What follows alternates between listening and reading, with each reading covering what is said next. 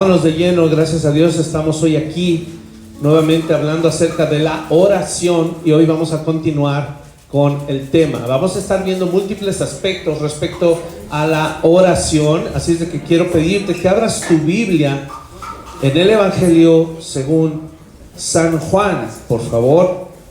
Vamos a leer allí un primer versículo y después vamos a ir al pasaje base para nuestra enseñanza el día de hoy.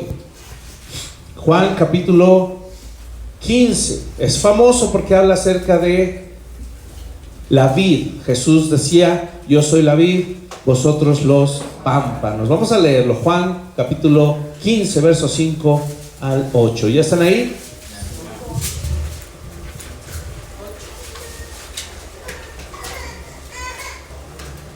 Dice así la palabra del Señor: yo soy la vid, vosotros los pámpanos. El que permanece en mí y yo en él, este lleva mucho fruto, porque separados de mí nada podéis hacer. El que en mí no permanece será echado fuera como pámpano y se secará, y los recogen y los echan en el fuego y arden. Si permanecéis en mí y mis palabras permanecen en vosotros, pedid todo lo que queréis y os será hecho.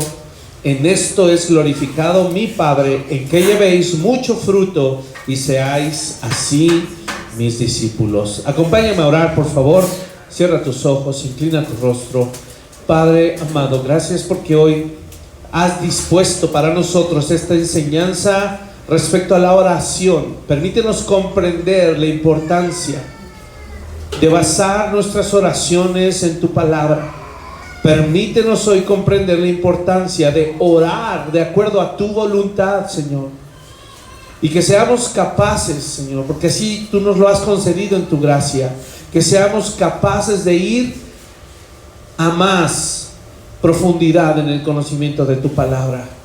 Y así como el apóstol Pablo oraba por los colosenses, Señor, hoy te pedimos lo mismo, que podamos crecer en el conocimiento de tu voluntad en toda sabiduría e inteligencia espiritual. Renueva nuestras mentes también respecto a la oración y que le podamos dar hoy el lugar de importancia que merece, al lado también de tu palabra, Señor. Gracias porque nos has dado estos recursos, estas disciplinas espirituales que nos van a hacer crecer en ti. Padre, te pido que sea tu Espíritu Santo y no yo hablando el día de hoy. En el nombre de Jesús te lo pedimos. Amén. La oración, hermanos, es poderosa. ¿Y sabes por qué la oración es poderosa? Porque si la basamos en la palabra de Dios, entonces nuestra oración se convierte en una oración viva y eficaz. ¿Por qué? Porque la palabra de Dios es viva y eficaz. Así es de que basar nuestras oraciones en la palabra de Dios convierte nuestra oración en una oración viva, poderosa, eficaz. Amén.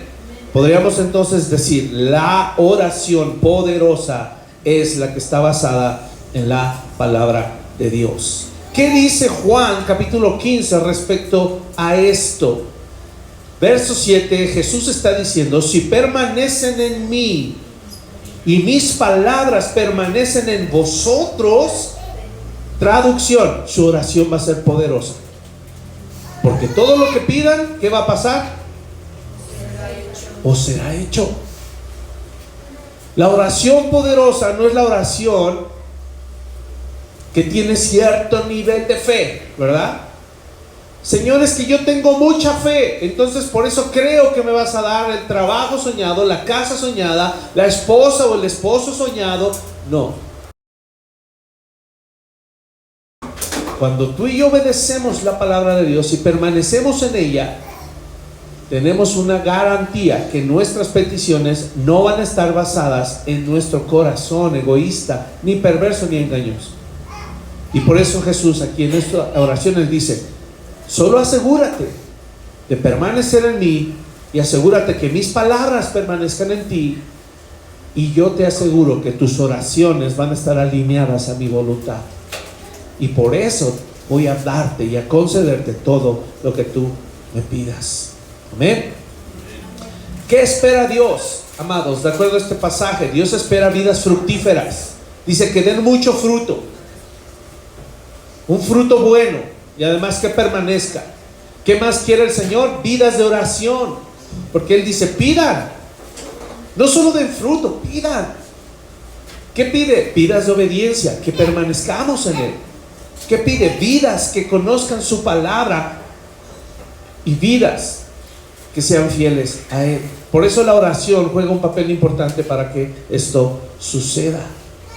Y esto me llevó a pensar entonces en el título de la prédica. Y pensaba yo, generalmente cuando oramos de manera inmadura o hacemos oraciones infantiles, casi siempre presentamos nuestras oraciones a manera de queja, ¿verdad? Al principio. Ya creo que después vamos madurando. Y por eso pensaba yo en el título de esta oración. Y venía a mí una frase, no es el título, pero es una frase de donde vamos a sacar el título. Yo decía, le tengo que decir a los hermanos, no presentes queja en tu oración, mejor bosqueja tu oración. Esta enseñanza se llama bosqueja tu oración. Bosqueja tu oración. Cuando hablamos de bosquejos, sabemos que son todos los puntos que un predicador va anotando. Si ustedes pudieran ver ahorita mi bosquejo, sabrían de lo que hablo. No anoto todo lo que hablo, anoto los puntos más importantes, anoto los versículos, y son solo una guía de lo que Dios me habló, ¿cierto? Pero lo que estamos proponiendo aquí no es nada más que oremos por orar. La vida de oración no se basa en orar sin cesar. ¿Por qué? Pues porque sí, así dice, que ores todo el tiempo. Pero no nos estamos cerciorando de que nuestras oraciones realmente sean poderosas. No nos estamos asegurando que nuestras oraciones sean eficaces. Y no nos estamos asegurando de que nuestras oraciones estén basadas en la voluntad de Dios. Por eso es que pensaba yo en este concepto. Decía, claro, un sermón se tiene que bosquejar en base a la palabra. Pero ¿qué tal esto? ¿Qué tal si nuestras oraciones también las empezamos a bosquejar de acuerdo a la palabra?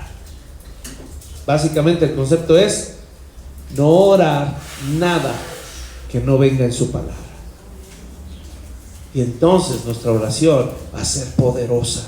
Amén. Primera de Timoteo, capítulo 4, del 7 al 8, anótalo. Dice ahí, desecha las fábulas profanas y de viejas. Y miren qué decía Pablo a Timoteo que se ejercitara. Ejercítate para la piedad, porque el ejercicio corporal para poco es provechoso, pero la piedad para todo aprovecha, pues tiene promesa de vida presente, de esta vida presente y de la venidera. ¿Qué estaba diciendo Timoteo? Ejercítate en la piedad. ¿Qué es la piedad? Todo lo que implica la vida cristiana. La piedad es lo que resume todo lo que implica la vida cristiana.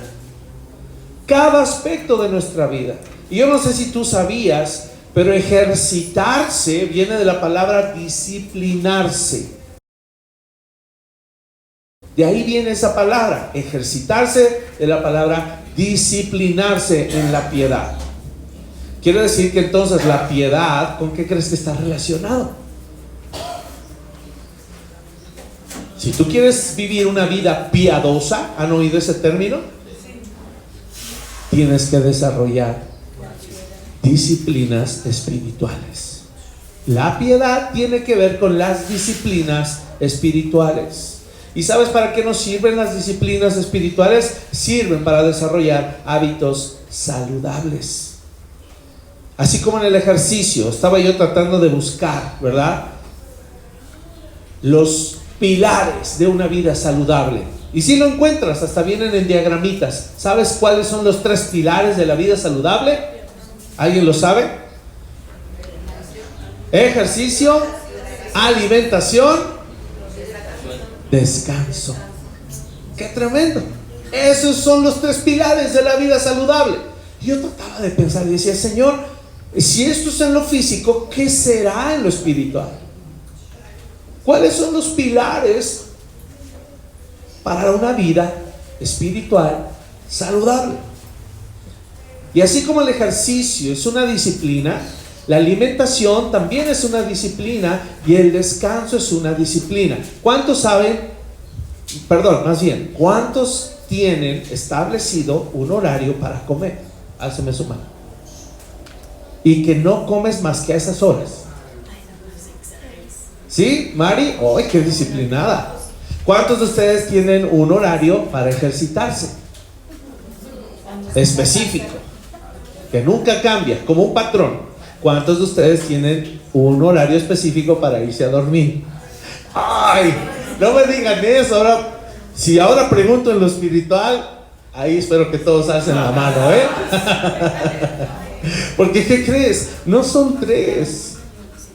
Estaba yo tratando de indagar en cuanto a las disciplinas espirituales. ¿Cuáles son las, así de forma general, las primeras disciplinas espirituales que se nos vienen a la mente? La oración, la palabra, ayuno, memorización. Bueno, memorización entra en la palabra de Dios. Lectura, el devocional es orar y leer, ya están ahí. No salir, congregarse. No salimos de esas 4. El testimonio es otra disciplina. Hay un montón. Y son 12, así es de que me voy a apurar. Son 12 las que encontré. Vamos a apurarnos. ¿Qué sucede entonces con las disciplinas? Producen una vida saludable y las disciplinas espirituales producen una vida espiritual saludable también. ¿Cómo podríamos describir a una persona que lleva una vida espiritual saludable?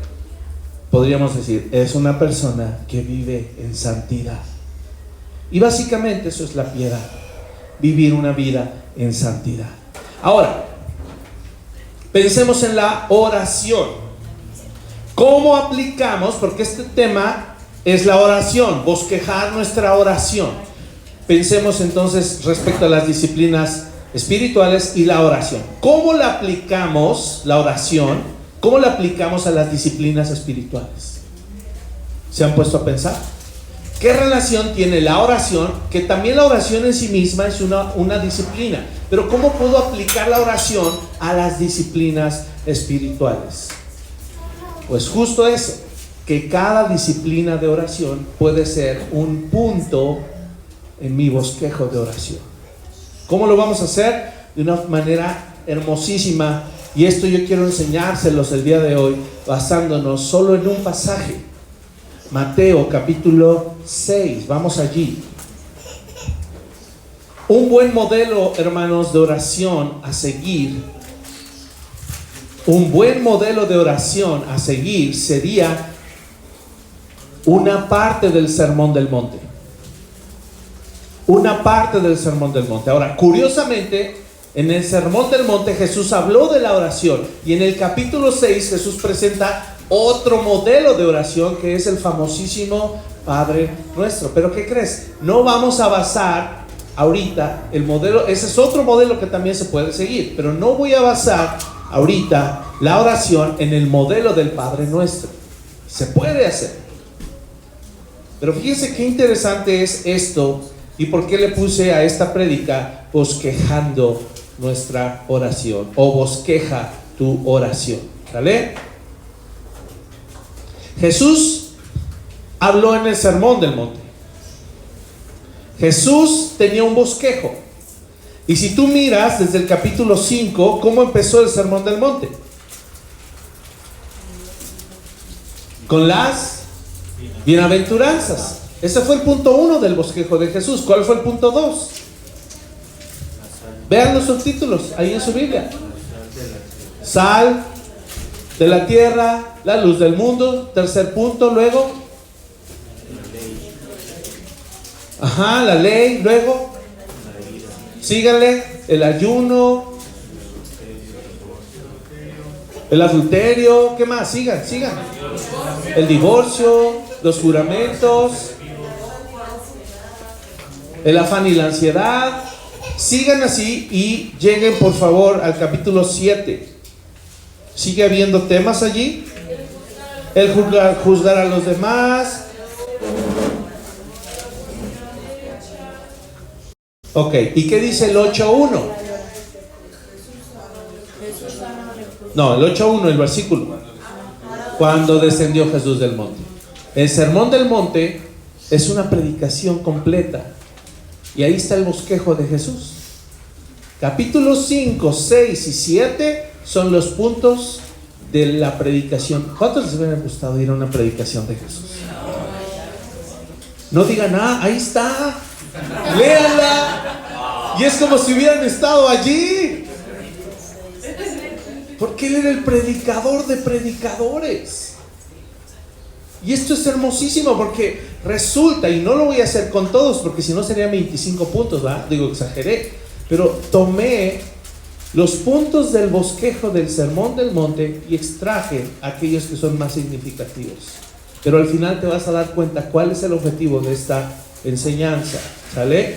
Entonces Jesús usó puntos y asuntos cotidianos en la vida de un creyente. Él no habló, hermanos, no habló del Apocalipsis. No dio un estudio del tabernáculo. Él habló de puntos cotidianos en la vida del creyente, como el afán y la ansiedad. Justo nos daban un testimonio, ¿verdad?, de eso. ¿Por qué? Porque la vida cristiana no se basa en cuánto conocimiento teológico tienes, se basa en cuánto de ese conocimiento teológico vives en las cosas más simples y cotidianas de tu vida. ¿Sale? Y si ponemos nuestra atención, vamos a poder hacer una lista de oración. Así es de que vamos a ver cómo la oración se puede basar en disciplinas espirituales y estas nos ayudan a vivir en la voluntad de Dios. Número 1, vamos ahí. Mateo, capítulo 6, verso 1. Lo primero que él dice, la limosna. Vamos a leer, dice así, del 1 al 4. Guardaos de hacer vuestra justicia. Escuchen, guardaos de hacer vuestra justicia delante de los hombres para ser vistos de ellos. De otra manera, no tendréis recompensa de vuestro Padre que está en los cielos. Cuando pues des limosna, no hagas tocar trompeta delante de ti como hacen los hipócritas en las sinagogas y en las calles para ser alabados por los hombres. De cierto os digo que ya tienen su recompensa. Mas cuando tú des limosna, no sepa tu izquierda lo que hace tu derecha, para que sea tu limosna en secreto, y tu Padre que ve en lo secreto te recompensará en público. Primera disciplina espiritual, tener un corazón dadivoso. Jesús habló de eso. Jesús habló de que tuviéramos un corazón que supiera dar a los demás. Hermanos, nosotros como iglesia hemos enseñado que lo que sustituye al diezmo, o sea, significa que sí tengo que seguir dando, es la honra y la ofrenda. Eso de acuerdo a cómo tú hayas prosperado, eso de acuerdo a cómo Dios haya puesto en tu corazón, porque además dice que debe hacerse con un corazón no solo generoso, sino que debemos ser dadores alegres. ¿Con quién debo ser? Y en secreto además estamos aprendiendo aquí en la palabra, que no sepa tu mano derecha lo que hace tu mano izquierda. Porque el dar no tiene que ver con la cantidad, el dar tiene que ver con la actitud del corazón. Por eso debe ser generoso, por eso debe ser alegre y por eso debe ser en secreto. ¿Con quién debo ser generoso? ¿Con quién debo dar? Bueno, ahí tenemos a nuestra familia primero, empezando por ellos, ¿verdad? Primero a tu esposa, luego a tus hijos. ¿A quién más? Tu iglesia, tus hermanos, el pastor, fondos, que haya fondos en la iglesia. Me dio tanto gusto que como iglesia pudiéramos bendecir, ¿verdad?, en este tiempo de dificultad con algunos hermanos que les hemos hecho llegar ofrendas. Pero por eso es importante que tú no nada más eches en el sobre. Eso sabes que es para bendecir, para el sustento de tu pastor. Es importante que además de poner en el sobre, eches afuera del sobre en la canastita. ¿Para qué? Para que haya fondos en la iglesia y podamos suplir las necesidades de aquellos que están viviendo dificultades. Por eso debemos tener un corazón generoso también. Ahora, no solo en mi iglesia, con mis hermanos y mi pastor, debo ser generoso también con mi prójimo. Incluso, dice la palabra, con mi enemigo. ¿Sí sabían eso?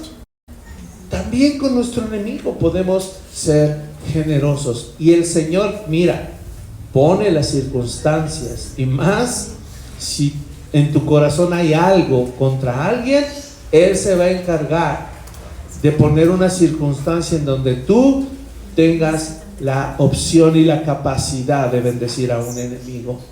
Es increíble cómo Dios lo hace, pero así es Él, porque Él nos quiere llevar a crecer. Eso es esa es la primera disciplina. Vamos a la segunda disciplina. Mateo 6, ahora del 5 al 8. ¿Cuál es el título de allí?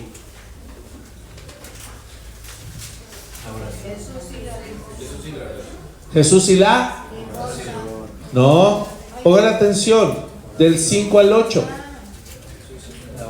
Jesús y la oración, porque la oración es una disciplina. Ahora, ¿en qué va enfocado esto? Porque hay dos partes en el Sermón del Monte donde Jesús habla de la oración.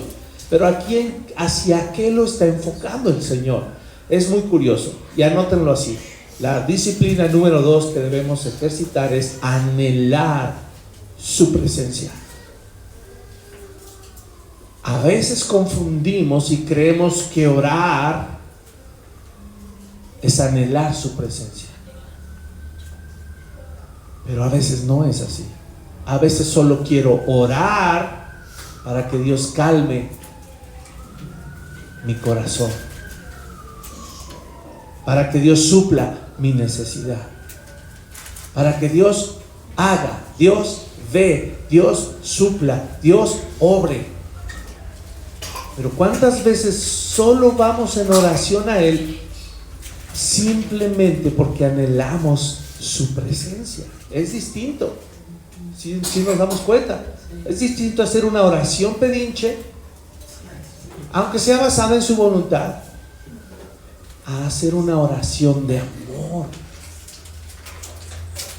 Solo estar con Él,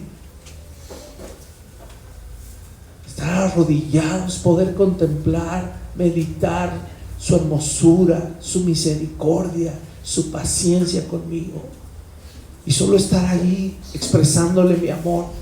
Padre, te amo, has sido bondadoso conmigo, has sido paciente, Señor, has cautivado mi corazón, solo porque anhelo su presencia.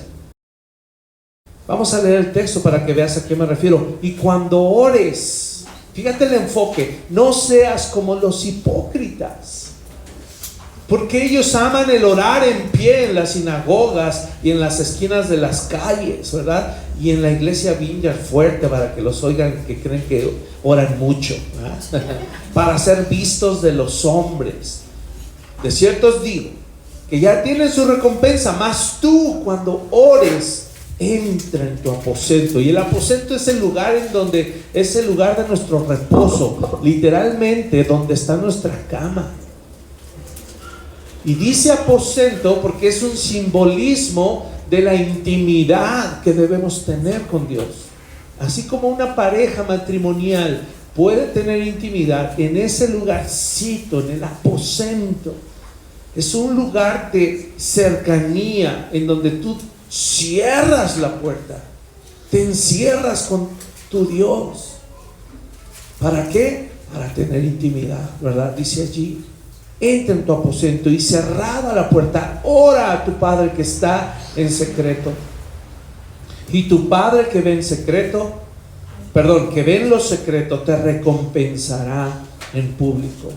Y orando, ¿qué dice? No uséis vanas repeticiones como los gentiles, que piensan que por su palabrería serán oídos. No os hagáis pues semejantes a ellos, porque vuestro Padre sabe de qué cosas tenéis necesidad antes que vosotros le pidáis.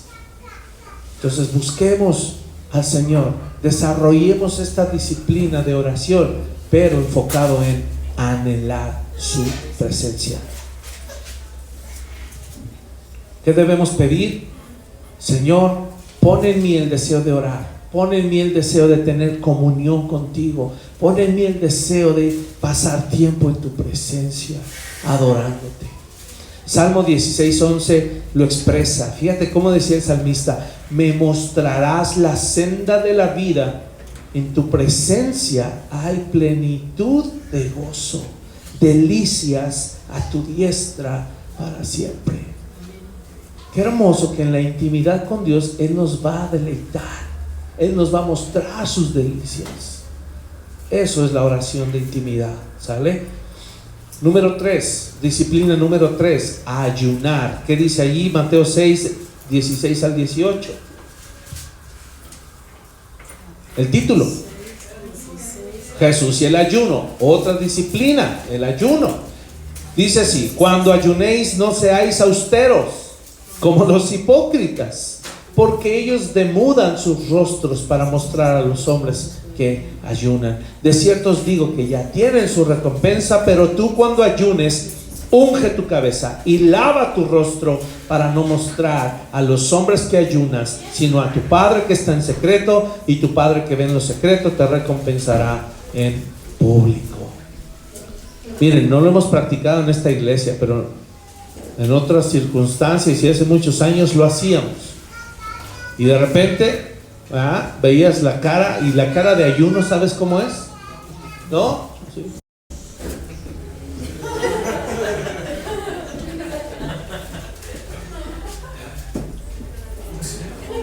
Esa es la cara de ayuno.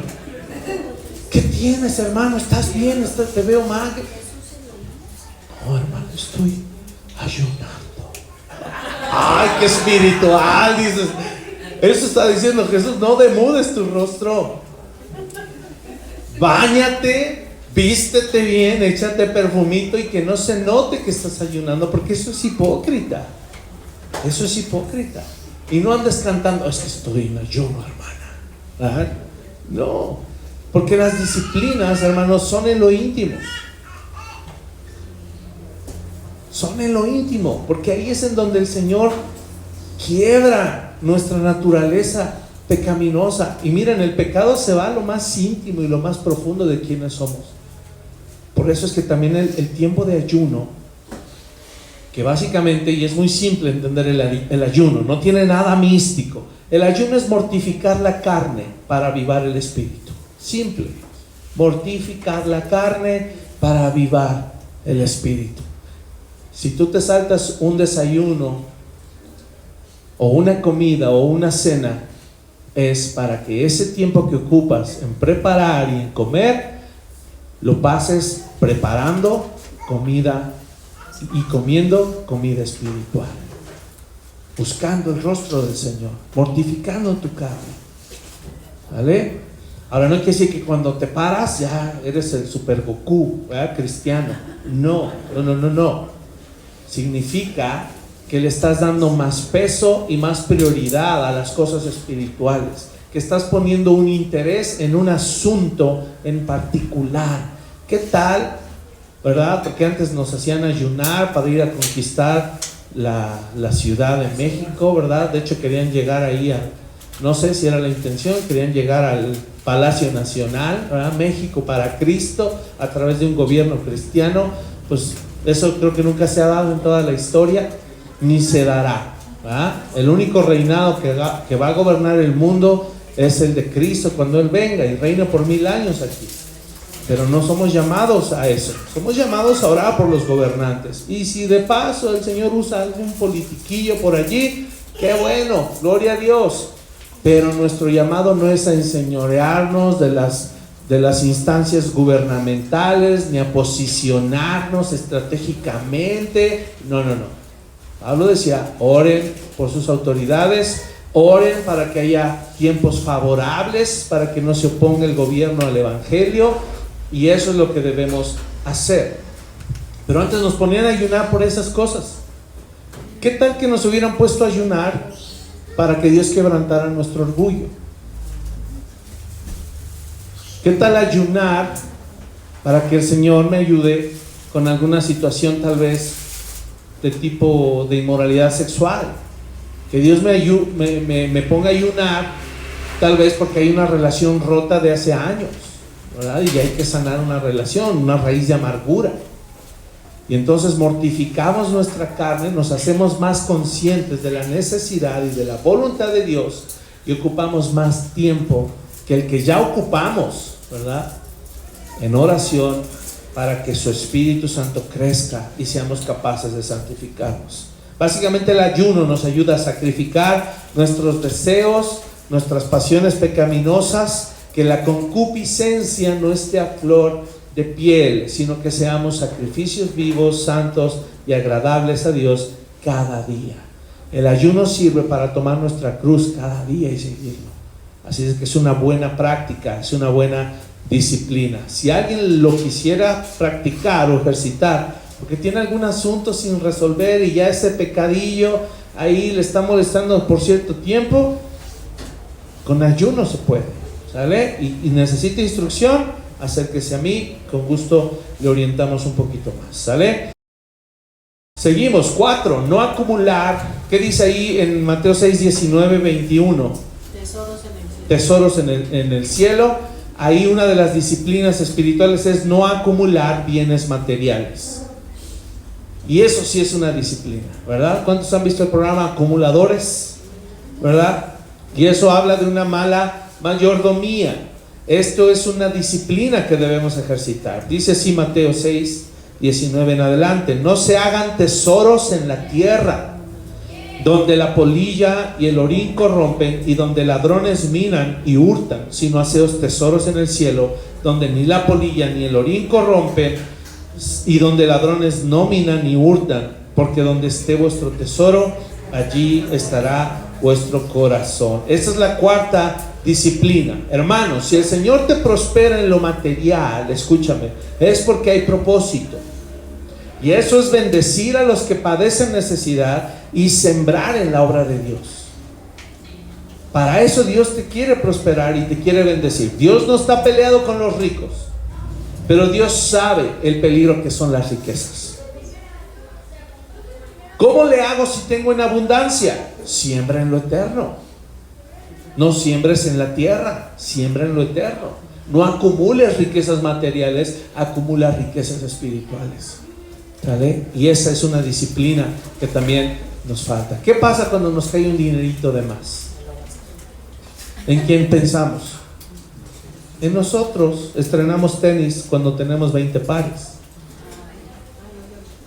¿Por qué no sembrar en un hermano que a lo mejor sabes que padece necesidad y necesita un par? Tal vez no, tal vez su hijita, tal vez su hijito, tal vez su hijo adolescente, le está costando trabajo, tal vez, no sé, sacar adelante en la quincena, llegan a raya, ¿verdad? Y eso es hacernos conscientes también de lo eterno, ¿sale? Otra disciplina muy importante. Qué curioso que Jesús hablaba de estas cosas. Otra disciplina, el verso 22, que dice el título: la lámpara del cuerpo. La lámpara del cuerpo. ¿Saben? Esta disciplina me impactó, porque sí es una disciplina. Y esta disciplina es cuidar nuestros ojos. Cuidar nuestros ojos. Mateo 6, 22 al 23. La lámpara del cuerpo es el ojo. Así que si tu ojo es bueno, todo tu cuerpo estará lleno de luz. Pero si tu ojo es maligno, todo tu cuerpo estará en tinieblas. Así que si la luz que en ti hay es tinieblas, ¿cuántas no serán las mismas tinieblas? ¿Qué está diciendo Jesús? Y es algo que podemos orar: Señor, cuida mis ojos y ayúdame a cuidar mis ojos. Jesús le está dando mucha importancia al sentido de la vista, tanto que le llama la lámpara, ¿verdad? ¿Cómo le dice ahí? La lámpara del cuerpo. Es decir, que a través de tus ojos es lo que entra a tu alma, lo que se queda en la mente y lo que finalmente vas a terminar haciendo. Por eso es importante las cosas que ves. Por eso es tan nocivo el pecado, por ejemplo, de pornografía. Por eso es tan nocivo y no lo manejamos como pecado, pero es nocivo el pecado de ver escenas violentas, gráficas, escenas sangrientas. Por eso es pecado también, te orilla el pecado ver películas de terror, porque están dañando tu mente. De veras, ahora que di la plática de Halloween para los alumnos, no hablé de esos temas, y esto lo estoy preparando a ver si para el siguiente año, pero me encontré una página de psicología en donde muestra ahí todos los trastornos y los problemas que pueden llegar a ocasionar el ver ese tipo de cosas o participar en ese tipo de cosas, problemas y trastornos severos. Así de que debemos de tener cuidado que entra por nuestros ojos, y por eso Jesús le dio tanta importancia, porque solo un vistazo, hermanos, solo un vistazo puede hacernos caer, no solo en el sentido sexual o de violencia, o de escenas de terror. ¿Qué tal esto? A veces vemos lo que queremos ver. ¿Cómo decimos? Viste, no me saludó. ¿Qué entró por el ojo? Lo que quise ver. O sea, no nos referimos solo a lo sexual, solo a cosas de violencia y solo a cosas de terror. Nos referimos a todo lo que estamos viendo. ¿Sabes por qué? Porque el ser humano, de forma natural, es prejuicioso. Y todo lo que alcanza a ver con sus ojos le puede dañar. Viste, me hizo cara y le cayeron mal los tacos. Y tú crees que ya, amargado, crees que ya te trae el hermano. No es eso. No seamos prejuiciosos. Todo lo que entra por nuestros ojos llena nuestra mente, llena nuestro corazón y nos hace creer y pensar cosas. Cuidado con los ojos, ¿sale? 6. Cuidar el corazón de avaricia. El 6:24 dice: ninguno puede servir a dos señores, porque o aborrecerá al uno y amará al otro, o estimará al uno y menospreciará al otro. No podéis servir a Dios y a las riquezas. ¿Qué tal este punto? Que lo lleváramos en oración. Señor, cuida mi corazón de la avaricia. Cuida que yo te sirva y te ame solo a ti. No de balde la palabra dice: raíz de todos los males es el amor al dinero. El problema no es el dinero, hermano, es el corazón del hombre. Ese es el verdadero problema, y hay que ejercitarnos en esto. Señor, si tú me das, guarda mi corazón de no querer más. ¿Vale? Y ya tenemos la otra disciplina además, que es ser generoso, es dar. Y si insistimos en estas cosas en oración, ¿qué crees que va a pasar? El Señor nos las va a conceder, porque están de acuerdo a su voluntad. 7. Cuidar nuestras emociones. ¿Qué tal el afán y la ansiedad, verdad? Verso 25. Por tanto os digo, no os afanéis por vuestra vida, qué habéis de comer, qué habéis de beber, ni por vuestro cuerpo, qué habéis de vestir. ¿No es la vida más que el alimento y el cuerpo más que el vestido? Mirad las aves del cielo, que no siembran, ni ciegan, ni recogen en graneros, y vuestro Padre Celestial las alimenta. Y siempre lo digo, ¿verdad? Son estos gorrioncitos que están bien rechonchitos, ¿verdad? Dices, no les falta nada, ¿verdad? Entonces, ¿qué nos preocupamos tú y yo? El Señor nos va a alimentar. ¿No valéis vosotros mucho más que ellas? ¿Y quién de vosotros podrá, por mucho que se afane, añadir a su estatura un codo? Y por el vestido, ¿por qué os afanáis? Considerad los lirios del campo, como crecen, no trabajan ni hilan, pero os digo que ni aun Salomón con toda su gloria se vistió así como uno de ellos. Y si la hierba del campo, que hoy es y mañana se echa en el horno, Dios la viste así, ¿no hará mucho más a vosotros, hombres de poca fe? No os afanéis, pues, diciendo, ¿qué comeremos? ¿O qué beberemos? ¿O qué vestiremos? Porque los gentiles buscan todas estas cosas, pero vuestro Padre Celestial sabe que tenéis necesidad de todas estas cosas. Mas buscad primeramente el reino de Dios y su justicia, y todas estas cosas os serán añadidas. Así que no os afanéis por el día de mañana, porque el día de mañana traerá su afán. Basta a cada día su propio mal. Llevemos esto en oración. Señor, cuida la ansiedad de mi corazón. Cuida que yo no me afane. Ayúdame a entender que tú eres mi proveedor. Y en base a esto puede girar toda una oración. Date cuenta. Ahora vean el 8. Vamos al capítulo 7, porque ya acabó el 6, ¿no? ¿Qué dice 7 del 1 al 6? Juzgar a los demás. ¿Sabías que el tema de esta porción no es el juzgar? El tema de esta porción es la hipocresía. Entonces, una disciplina espiritual sería cuidar nuestro corazón de la hipocresía. De hecho, Jesús viene hablando de la hipocresía en muchos otros. Así es de que ahorita ya le tocó uno en específico. Fíjate qué dice, verso 1. No juzguéis para que no seáis juzgados, porque con el juicio con que juzgáis, seréis juzgados, y con la medida con que medís, os será medido. ¿Y por qué miras la paja que está en el ojo de tu hermano y no echas de ver la viga que está en tu propio ojo? ¿O cómo dirás a tu hermano, déjame sacar la paja de tu ojo y he aquí la viga en el ojo tuyo? ¿Qué dice el 5? Hipócrita, saca primero la viga de tu propio ojo y entonces verás bien para sacar la paja del ojo de tu hermano. No deis lo santo a los perros, ni echéis vuestras perlas delante de los cerdos, no sea que las pisoteen y se vuelvan y os despedacen. Hermanos, en este aspecto del juzgar, no debemos confundir el juicio carnal con el juicio espiritual. No sé si tú sabías, pero hay un juzgar que es malo y hay un juzgar que es bueno. Uno es carnal porque es hipócrita. Significa que uno cree que está bien y entonces cree que tiene el derecho de ir a señalar, de ir a criticar, incluso hasta de ir a atacar a un hermano, y no está viendo su propio mal. Ese juicio es carnal, hipócrita y equivocado. Y no lo debemos confundir con el otro juicio que habla 1 Corintios 2, del 12 al 16. Pon mucha atención, porque de hecho me fui a la palabra original y es la misma palabra, emitir juicio. Tú tienes que aprender y por eso tienes que orar por esta disciplina espiritual.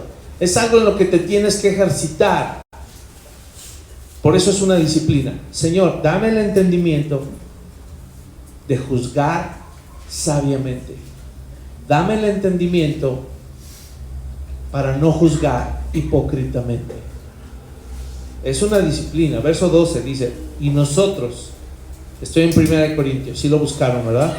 Y nosotros no hemos recibido el espíritu del mundo, sino el espíritu que proviene de Dios, para que sepamos lo que Dios nos ha concedido. Lo cual también hablamos, no con palabras enseñadas por sabiduría humana, sino con las que enseña el Espíritu, acomodando lo espiritual a lo espiritual. Pero el hombre natural no percibe las cosas que son del Espíritu de Dios, porque para él son locura y no las puede entender, porque se han de discernir como espiritualmente. Ahí está la clave de una persona que sí tiene derecho de juzgar espiritualmente.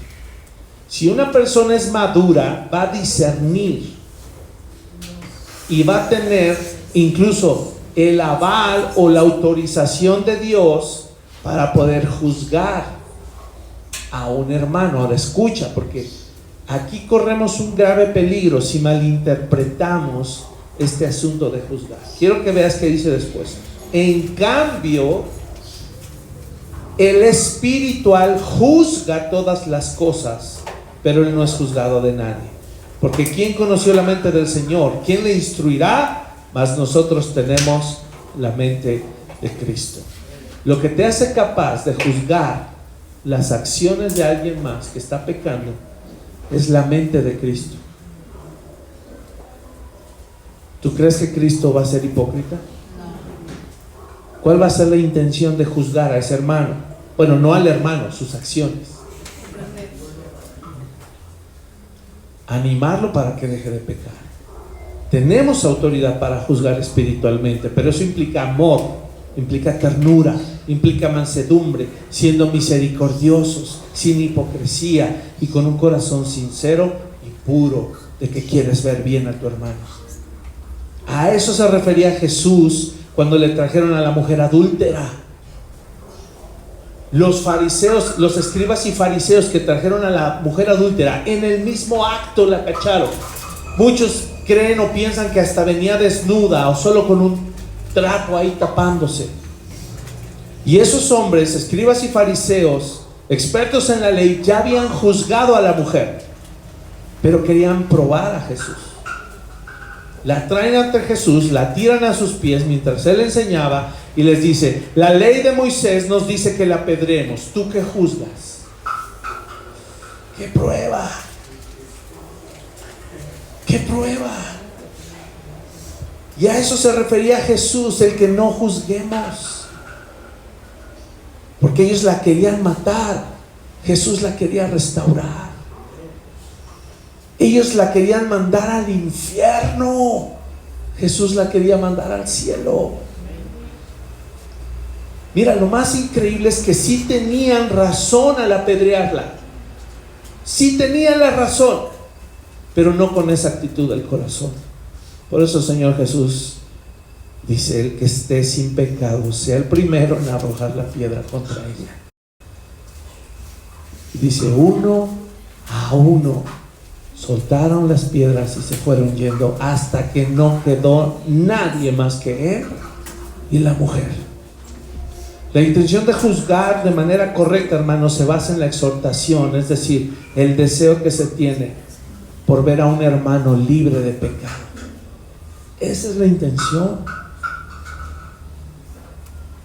Jesús no condenó a esa mujer.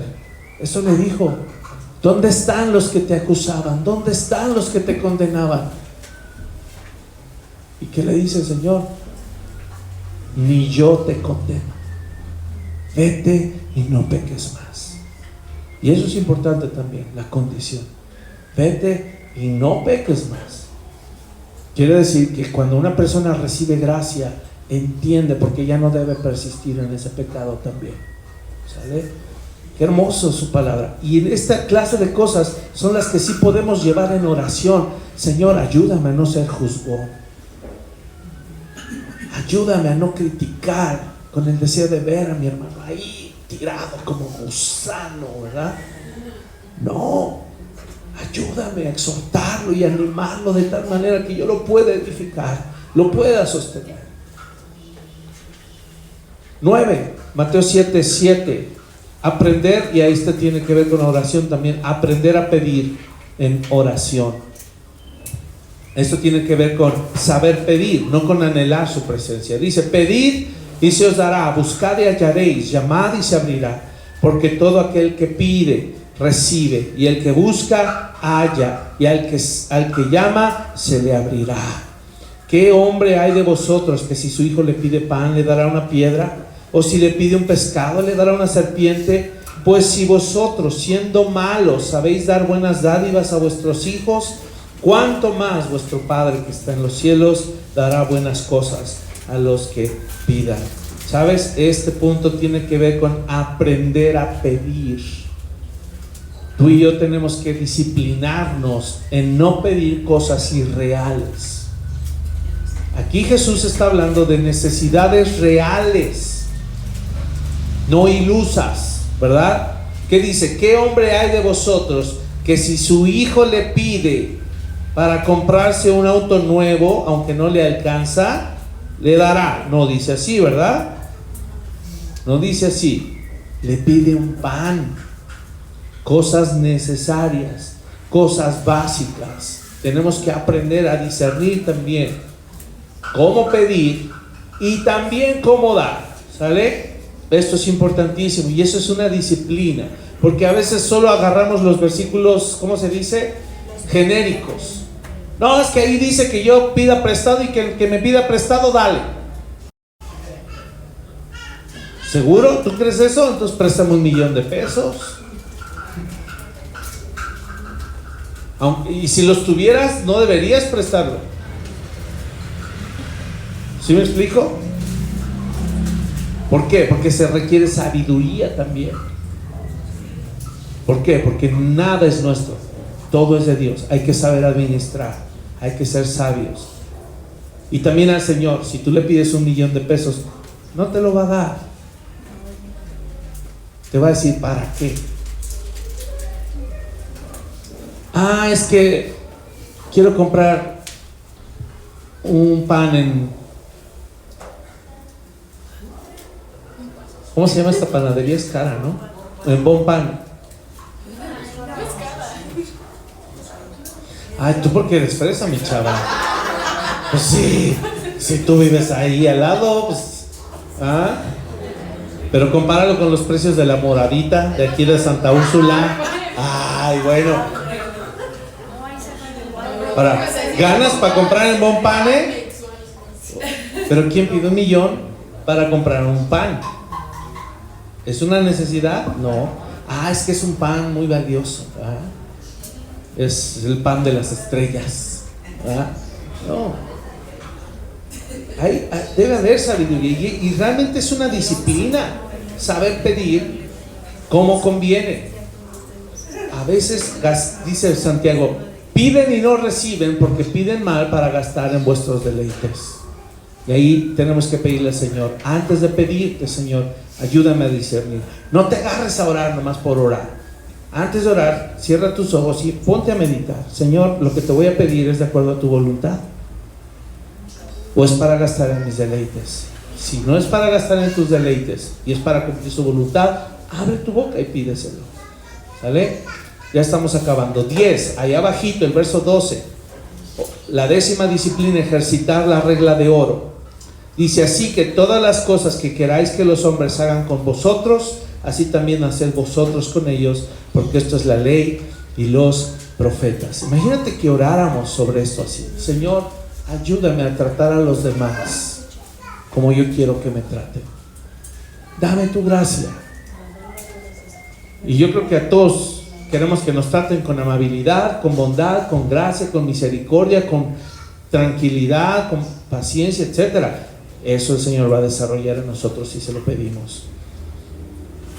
Y para los últimos dos, vamos a regresarnos al capítulo 5, por si pensaban que se me había olvidado, pero no, el 11. ¿Qué dice Mateo 5, 17 al 20? ¿De qué habla? ¿Cuál es el tema?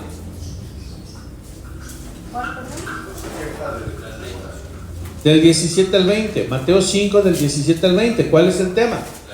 La ley. Aquí está una disciplina. 11. Alimentar mi vida de la palabra. No penséis, dice, que he venido para abrogar la ley o los profetas. No he venido para abrogar, sino para cumplir. Porque de cierto os digo que hasta que pasen el cielo y la tierra, ni una jota, ni una tilde pasará de la ley hasta que todo se haya cumplido.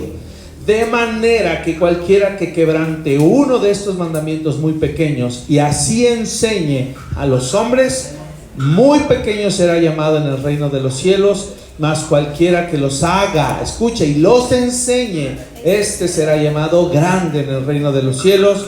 Porque os digo que si vuestra justicia no fuere mayor que la de los escribas y fariseos, no entraréis en el reino de los cielos. ¿Cómo le pedimos al Señor alimentarnos de su palabra? Es muy fácil. Son 5 cosas, apréndanselas. Mediante la lectura, memorización, estudio, meditación y aplicación de la palabra. Leer, memorizar, estudiar, meditar y aplicar. Otra vez, leer, memorizar, estudiar, meditar y aplicar. ¿Vale? ¿Ya se las aprendieron? Repítanlas conmigo. Número 1, leer, memorizar, estudiar, meditar y aplicar la palabra. Pidamos al Señor que nos dé capacidad para hacer esto. Pablo se lo dijo a Timoteo, ¿verdad? Toda la escritura es inspirada por Dios, útil para enseñar, redarguir, corregir e instruir en justicia, a fin de que cada creyente, cada hombre, ¿verdad?, de Dios sea perfecto, enteramente preparado para toda buena obra. Y el último, el 12, Mateo 5, del 13 al 16. Y esa es doble, porque hay dos títulos allí: sal y luz. Vamos a leerlo de corrido. Dice: vosotros sois la sal de la tierra, pero si la sal se desvaneciere, ¿con qué será salada? No sirve más para nada, sino para ser echada fuera y hollada por los hombres. Vosotros sois la luz del mundo. Una ciudad asentada sobre un monte no se puede esconder, ni se enciende una luz y se pone debajo de un almud, sino sobre el candelero, y alumbra a todos los que están en casa. Así alumbre vuestra luz delante de los hombres, para que vean vuestras buenas obras y glorifiquen a vuestro Padre que está en los cielos. La disciplina número 12 van de la mano, no los podemos separar. Y esta enseñanza de Jesús no separa sal y luz, porque tienen que ver una con la otra. El último punto, que es el 12, es ser testimonio y testigo de Cristo. Ser testimonio y ser testigo. ¿Por qué testimonio? Porque la sal preserva de corrupción. La sal preserva de corrupción. Y cuando dice que somos la sal de la tierra, significa que tú vas a ser capaz de conservarte puro, que la corrupción no te va a afectar, ni a ti ni tu doctrina. ¿Sale? No solo el creyente, la doctrina se preserva de corrupción. Y sabes, un creyente libre de corrupción, con una doctrina libre de corrupción, es idóneo para ser un testigo fiel del evangelio. Por eso van de la mano. Si tu testimonio es fiel, libre de corrupción, tú automáticamente vas a ser luz. ¿Sabe? Anota esta frase: somos sal para salir. Somos sal para salir, ¿verdad? No para salar. Somos sal para salir. ¿A dónde? Es decir, somos sal para salir y ser luz. Nuestra vida da testimonio para que nuestras palabras testifiquen acerca de las buenas de salvación. Sal y luz van de la mano siempre, y debemos orar al Señor para pedirle esto. Ahora, ¿por qué le puse esta palabra bosquejando en nuestra oración? Imagínate que a partir de ahora tú usaras el Sermón del Monte, porque no use todos los puntos, y eso es lo que te quiero transmitir. ¿Cuántos pasajes en tu Biblia tú podrías usar como un bosquejo de oración? Salmo 23. ¿Ah? Que oráramos el Salmo 23. Salmo 150. Salmo 1, ¿se lo sabe? ¿Ah? Que oráramos esos salmos y que bosquejáramos. Efesios 6, la armadura. Y que ese fuera tu bosquejo de oración para ese día. Yo solo hice un ejercicio simple. Tomé el Sermón del Monte, porque todo lo que Jesús predicó allí es su voluntad. Y solo tomé los 12 más importantes para que bosquejáramos una oración. Tú tienes alguna situación difícil, busca versículos que hablan de esa situación difícil que estás viviendo y haz un bosquejo de oración. Por eso es poderosísima la oración, cuando está basada en la palabra y no en mis necesidades personales, ni en mis emociones, mucho menos en mis sentimientos. ¿Qué dice? ¿Está alguno enfermo? Haga oración. ¿Está alguno amargado? Haga oración. ¿Está uno batallando con el pecado sexual? Haga oración y ayuno, ¿verdad? Ahí aplicaría el ayuno. ¿Está alguno batallando con ser impuntual? Haga oración. Hay que buscar versículos que hablen de nuestra necesidad espiritual y bosquejarlo. Son 12 cosas: tener un corazón dadivoso, anhelar su presencia, ayunar, no acumular bienes, cuidar nuestros ojos, cuidar el corazón de avaricia, cuidar nuestras emociones, cuidar el corazón de la hipocresía, aprender a pedir en oración, ejercitar la regla de oro, alimentar mi vida de la palabra y ser testimonio y testigo. Ya tienes un bosquejo para esta semana. Llévatelo y óralo. Y conoce más de su palabra para que cada día tu bosquejo de oración se amplíe. Amén. En realidad fue algo, tomar solo una porción, pero pudo haber sido cualquiera. ¿Sale? Para que eso se quede en tu corazón. Y te repito esa frase que me gustó mucho en mi corazón. ¿Se acuerdan cómo les dije? No presentes queja en tu oración. Mejor bosqueja tu oración basándote en la palabra. Vamos a orar. Padre, hoy queremos pedir de acuerdo a tu voluntad, y hoy nos sorprende ver cómo tu palabra es tan rica y tan vasta en cuanto a expresar lo que hay en tu corazón. Gracias porque en ella encontramos tu deseo para nosotros. En tu palabra encontramos lo que tú anhelas que nosotros vivamos. Quieres que experimentemos el poder de tu palabra. Quieres que comprobemos tu buena voluntad, agradable y perfecta. Y para eso, Señor, se requiere disciplina. Ayúdanos a velar y orar en oración ferviente. Y ayúdanos, Señor, a que cada situación que vivamos seamos capaces de ir a tu palabra y bosquejar nuestras oraciones.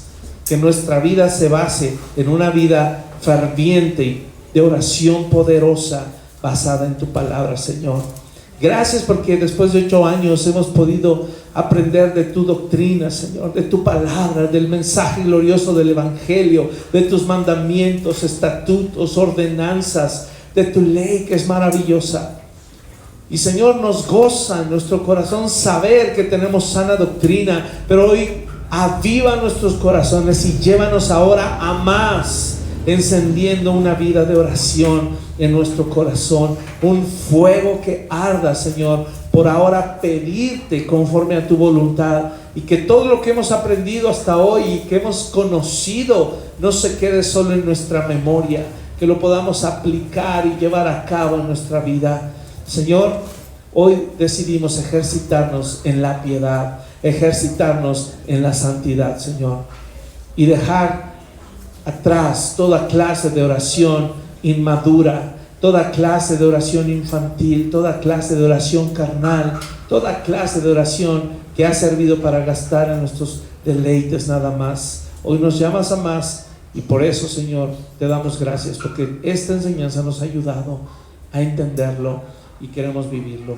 Ayúdanos, llévanos con bien, fortalécenos en esta semana, te lo pedimos hoy, en el nombre de nuestro Señor Jesucristo. Amén y amén.